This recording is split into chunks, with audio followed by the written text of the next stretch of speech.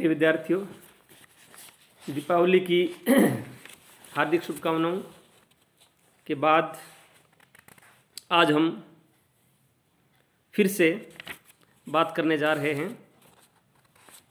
आधुनिक भारतीय आर्य भाषाएं। इससे पहले हम इसमें से आधा पार्ट कर चुके हैं और आधा आज है आधुनिक भारतीय आर्य भाषाओं का वर्गीकरण और परिचय।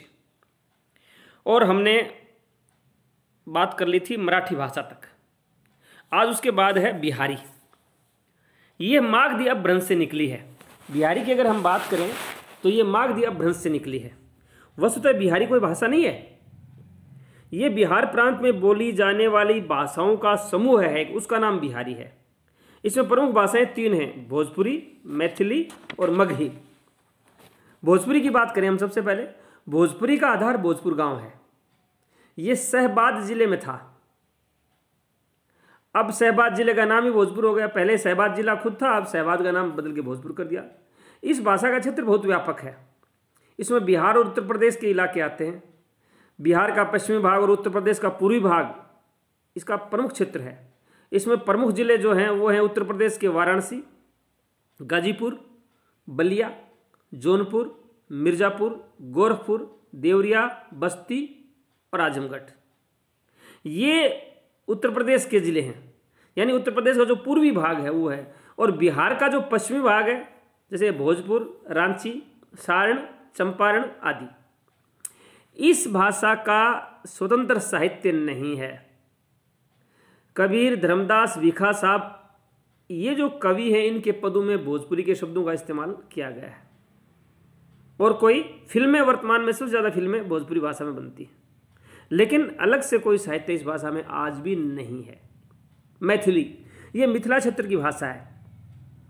इसका क्षेत्र दरभंगा, पूर्णिया, सहरसा, मुजफ्फरपुर, इन जिलों का पूर्वी भाग है। इसका एक भेद और भी है जो मुंगेर और भागलपुर में बोला जाता है, और इस भेद का नाम है अंगिका। बिहारी भाषा में सबसे अधिक साहित्य इसी मैथिली भाषा में है। इसके प्रसिद्ध कवि विद्यापति, उमापति, हर्षनाथ, लक्ष्मा ठकुरानी, मनबोध झा, चंदा झा आदि हैं। और मैथिली एक ऐसी भाषा है, इसमें बहुत सारे मधुर लोकगीत भी हैं। मैथिली भाषा के लोकगीत बहुत मधुर माने जाते हैं हिंदी में। अगली भाषा है बिहारी की एक मगही। ये पटना, गया, हजारीबाग और भागलपुर के पूर्वी भाग में बोली जाती है। इसमें उल्लेखनीय साहित्य नहीं है, मगर कुछ लोकगीत हैं। ये बहुत छोटी और कुछ कम जनसंख्या इस भाषा को बोलती है। अगली बात करेंगे हम आधुनिक आर्य भाषा की, बंगाली अथवा बंगला। बंगाली अथवा बंगला ये बंगाल प्रांत की भाषा है।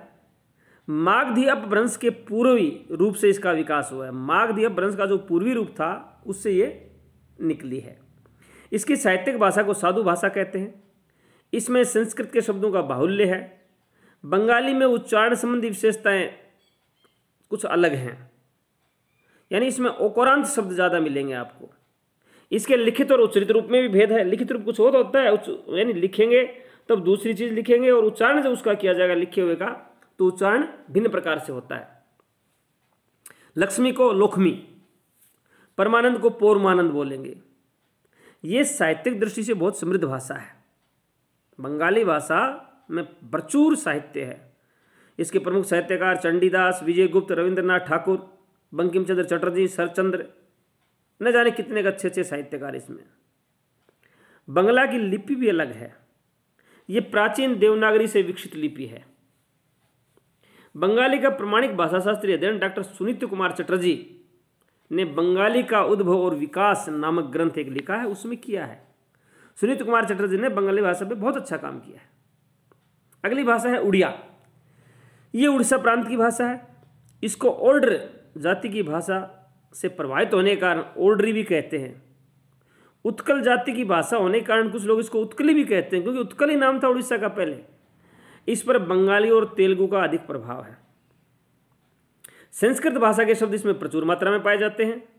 इसमें 15वीं सदी के पुरी और भुवनेश्वर, पुरी जो शहर है उसके शिलालेख हैं। आज भी इसमें 15वीं सदी में इस भाषा में लिखे हुए शिलालेख आपको भुवनेश्वर में मिल जाएंगे और पुरी में मिल जाएंगे। इसकी लिपि भी अलग है देवनागरी से, जो प्राचीन देवनागरी से विकसित हुई है। अगली भाषा है असमी।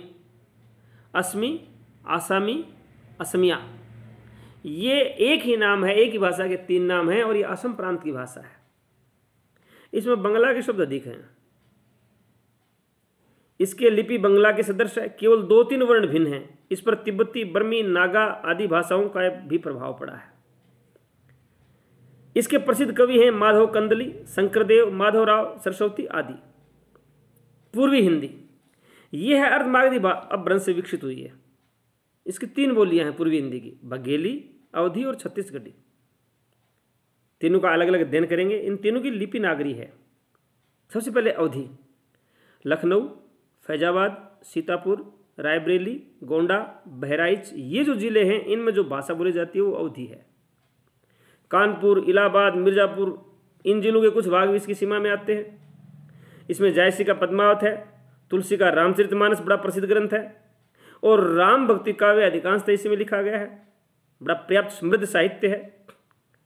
डॉक्टर बाबूराम सक्सेना ने इसका प्रमाणिक भाषा शास्त्रीय अध्ययन अवधि का विकास, एक ग्रंथ लिखा है अवधि का विकास, उसमें किया है। अगली भाषा है बघेली। ये बघेलखंड की बोली है। इसका केंद्र रीवा है। बघेलखंड का जो प्रदेश है रीवा वो है इसका। छत्तीसगढ़ी, इसका विस्तार 2-3 जिलों में देखने को मिलता है, मसलन रायपुर, बिलासपुर आदि। इसमें साहित्य नाम मात्र का है ही नहीं, कुछ लोकगीत अवश्य मिलते हैं इसमें। अगली आधुनिक आर्य भाषा है लहंदा। इसका विकास पैशाची अपभ्रंश से हुआ। ये पंजाब के पश्चिम भाग तथा पश्चिमी उत्तर प्रदेश के पूर्वी भाग की भाषा है, यानी उत्तर प्रदेश का, पश्चिमी उत्तर प्रदेश का पूर्वी भाग और पंजाब का पश्चिमी भाग। पश्चिमी उत्तर प्रदेश की पश्चिम भाग में पश्तो बोली जाती है। उसके भेद के लिए इसे हिंदकी भी कहते हैं। इसके और भी नाम हैं जैसे जटकी, मुल्तानी, डिलाही, उच्चीकरण आदि। लहंदा का अर्थ है पश्चिमी। लहंदा शब्द का अर्थ ही पश्चिमी है। इसकी लिपि लंडा है। लिपि भी उल्टी है इसकी, उत्प्रांग से, मतलब छोटे छोटे लांडे, जिसको लांडा शब्द है राजस्थानी में, लांडे अक्षर बोले लिखे जाते हैं इसमें। ये उर्दू और गुरमुखी लिपि में भी लिखी जाती है। इसकी 4 प्रमुख बोलियां हैं। केंद्रीय बोली, दक्षिणी मुल्तानी, उत्तरी पूर्वी जिसको पोठवारी भी बोलते हैं, उत्तरी पश्चिमी जिसको धन्नी भी बोलते हैं। इसमें सिखों का वार्ता साहित्य, जनसाखी और लोकगीत खूब हैं। इसका लहंदा भाषा का अधिकांश जो क्षेत्र है लहंदा बोलने वालों का, वो अब पाकिस्तान में चला गया है। सिंधी, ये सिंध प्रांत की भाषा थी। भारत और पाकिस्तान का विभाजन के बाद इसके बोलने वाले पंजाब, दिल्ली, मुंबई आदि में बस गए। ज़्यादातर सिंध प्रांत में, पाकिस्तान के में। इसकी 5 बोलियां हैं, बिचौली, सिरेमिक, लाड़ी, थ्रेली और कच्छी। इसमें बिचौली मुख्य भाषा है, बाकी भाषाएं गौण हैं। ये बिचौली जो है ये साहित्यिक भाषा हो गई, इसमें साहित्य भी है। इसकी लिपि भी लंडा है। ये अरबी और गुरमुखी लिपि में भी लिखी जाती है। इसके ऊपर गुरमुखी लिपि और अरबी लिपि का प्रभाव भी है। इसमें साहित्य नाम मात्र का है। उल्लेखनीय ग्रंथ एक मिलता है इसमें, शाहजी रिसालो। ब्राह्मण अपभ्रंश के तुल्य आदिम तय का टय, दै का डे होता है। यहाँ इसमें तय को टय बोलते हैं और डे को डे बोलते हैं। इस भाषा में विदेशी शब्दों की भरमार है, अरबी, फारसी और उर्दू की। अगली आधुनिक आर्य भाषा है पंजाबी। ये पंजाब प्रांत की भाषा है। इस पर दर्द, दर्द भाषा का प्रभाव है।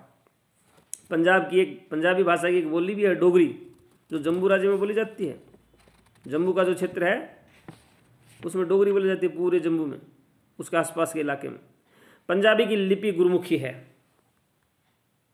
इसमें सिखों का साहित्य विशेष रूप से लिखा जा रहा है। पहले भी लिखा गया था और अब लिखा जा रहा है। इसमें संस्कृत और प्राकृत के शब्द काफ़ी मात्रा में आपको मिल जाएंगे। अंतिम आधुनिक आर्य भाषा है पहाड़ी। खस अपभ्रंश से इसका विकास हुआ है। पहाड़ी का खस अपभ्रंश से। कुछ विद्वानों का मानना है कि शोरसेनी से ही इसका विकास हुआ है। शोरसेनी जो है उसी से इसका विकास हुआ है और ये हिमालय के निचले भागों में बोली जाती है। तो तराई का क्षेत्र जिसको कहते हैं ना, उसमें बोली जाती है। इसकी लिपि नागरी है, जैसे हिंदी लिखी जाती है वैसे ही लिखी जाती है। इसकी 3 भाषा वर्ग हैं, पश्चिमी, मध्य और पूर्वी।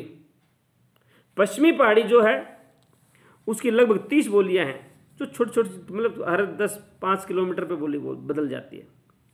इनमें उत्तर प्रदेश के जौनसार, बाबर की जौनसारी तथा पश्चिमी पहाड़ी भाग, शिमला अधिक, सिरमौरी, चंबाली, कुलथुई, कंथली बोलियां, ये बोलियां हैं, इनको कोई ज़्यादा इनमें साहित्य नहीं है, लोकगीत जरूर हैं। मध्य पहाड़ी के 2 भाग हैं, एक गढ़वाल की गढ़वाली और दूसरी कुमायूनी, जो कुमायूं अंचल में बोली जाती है। कुमायूनी में थोड़ा बहुत साहित्य मिलता है, गढ़वाली में कोई साहित्य नहीं मिलता है। गढ़वाली में लोकगीत अवश्य मिलेंगे आपको। गढ़वाली का लोक साहित्य जो है बड़ा संपन्न है, बहुत विरह के गीत बहुत ज़्यादा हैं इसमें। पूर्वी पहाड़ी में नेपाली है, पूर्वी पहाड़ी का जो है नेपाली नाम भी है, एक बोली है इसकी पूर्वी पहाड़ी की नेपाली। इसमें खसकुरा, गोरखाली, पर्वतीय, ये नाम भी कहते हैं इसको। कुछ लोग इसको खसकुरा कहते हैं, कुछ इसको गोरखाली पर्वतीय भी कहते हैं। ये नेपाल की राजभाषा भी है। इसका साहित्य जो है बिल्कुल नया है। डॉक्टर टर्नर ने नेपाली पर महत्वपूर्ण ग्रंथ नेपाली शब्दकोश लिखा है।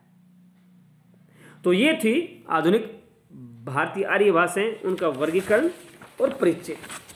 बाकी बातें करेंगे हम अगली क्लास में। धन्यवाद।